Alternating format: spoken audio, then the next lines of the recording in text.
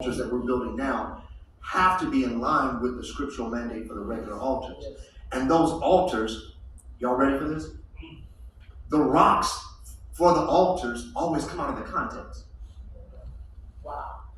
The rocks for the altar always come out of the immediate geographic area.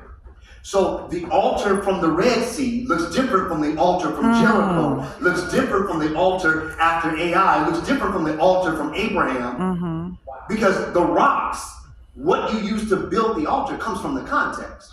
Let me write the forward for the next one. I just want to forward. That's it.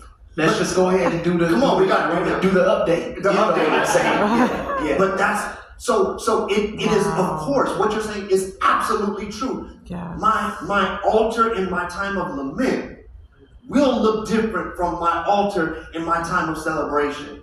And my different types of lament will look different from each other because the rocks are coming from different places. They're coming from different places.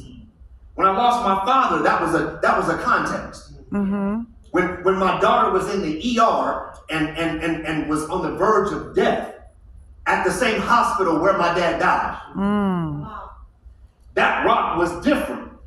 So those altars have to look different.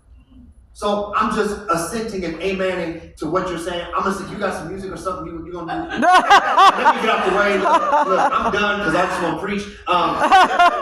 But I want to honor what we're here to do. Worship. We're talking about worship. We're talking about building altars, and we're talking about hymns. This is the song that keeps coming to my mind, and I'm gonna mess up half the lyrics, so y'all got me. But I'm persuaded, Lord, to love you. I've been changed to bless your name. I am constrained by this great gospel forever to worship you. Like, that's what just keeps echoing in my spirit, that if the kingdom of God is real, then I am constrained by the laws, by the rules of God's kingdom, and I have literally been changed to offer worship and to live a life that honors the one who is the king. I'm done, bro. You got it from here. No,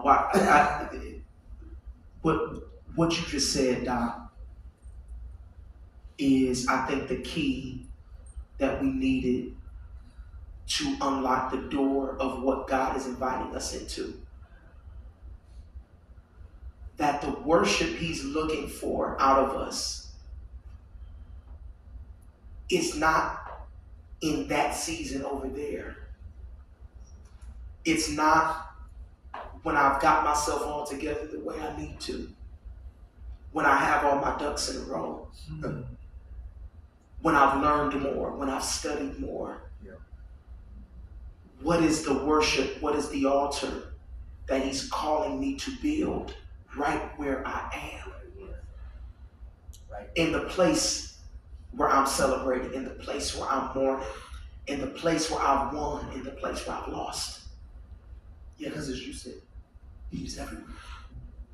He's Lord there too. And so everywhere he is Lord in our low places.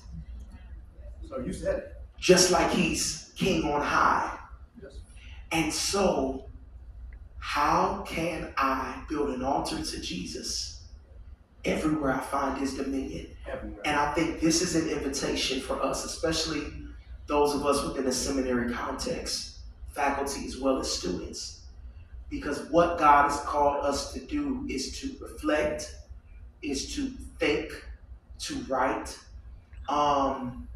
in such a way that hopefully we have an opportunity to shape what happens within the global church.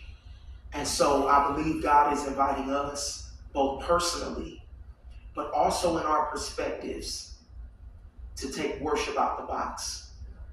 And if we'll take Jesus out the box, then taking worship out the box will come natural. Appreciate you, man. Y'all give.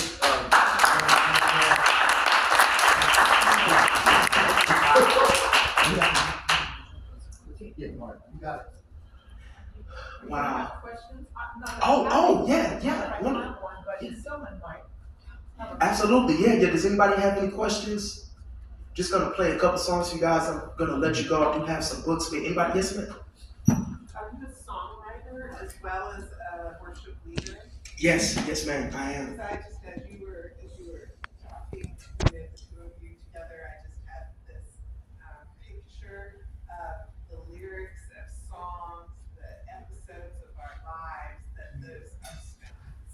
Wow, wow, so powerful. Thank you.